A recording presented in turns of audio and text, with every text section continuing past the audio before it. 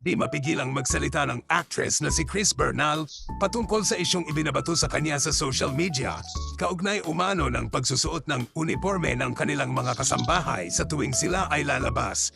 Ayon pa nito ay wala umano itong patakaran pagdating sa pananamit ng kanyang mga katulong dahil ang mismong mga kasambahay umano nito ang mas piniling magsuot ng uniforme dahil mas komportable umano ito para sa kanila. Dagdag din nito na nire-respeto umano nito ang kagustuhan ng kanyang mga tauhan. Sagutin na nga natin to once and for all para tumigil na kayong lahat. Pinaiinit yung ulo ko. Bakit naka-uniform mga yaya mo? Dapat pinabihis mo man lang. Alam nyo, bago sila pumasok dito, tinatanong namin sila, gusto mo ba ng uniform o ayaw mo? Karamihan sa halos lahat ng mga naging kasambahay namin, gusto nila may uniform. So, binibigyan namin sila ng uniform. Ngayon, choice nila yan pag lalabas. Tinatanong din namin sila, lalabas tayo, gusto mo bang magpalit, ganyan. Alam nyo, hindi ko alam bakit ayaw nila magpalit. Pwede naman silang mag-dress, pwede silang mag-spaghetti strap, gusto nyo magtanga pa sila.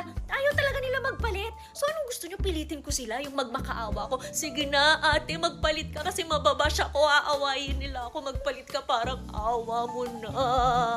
Magpalit ka ng casual kasi ako. Alam nga naman, garunin ko pa.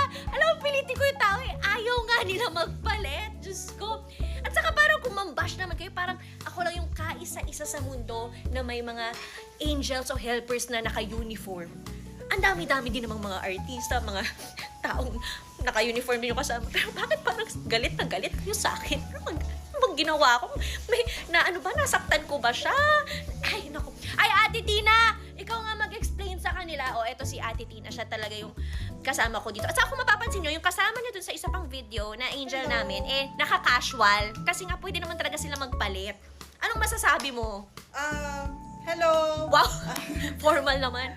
Ano po, okay lang sa amin. Talagang kami yung may gusto na mag-uniform. Wala nang palit-palit kasi diretso na. Ayaw na namin ng more time na magbihis-bihis or... Ang tatamad magbihis! Tsaka ayaw maglaba ng mga kaya sabi na, uniform na lang kami. Uniform na. O, tinan mo, naka-uniform na naman siya. Naku, magagalit na naman sila sa akin. So, okay lang. Walang problema.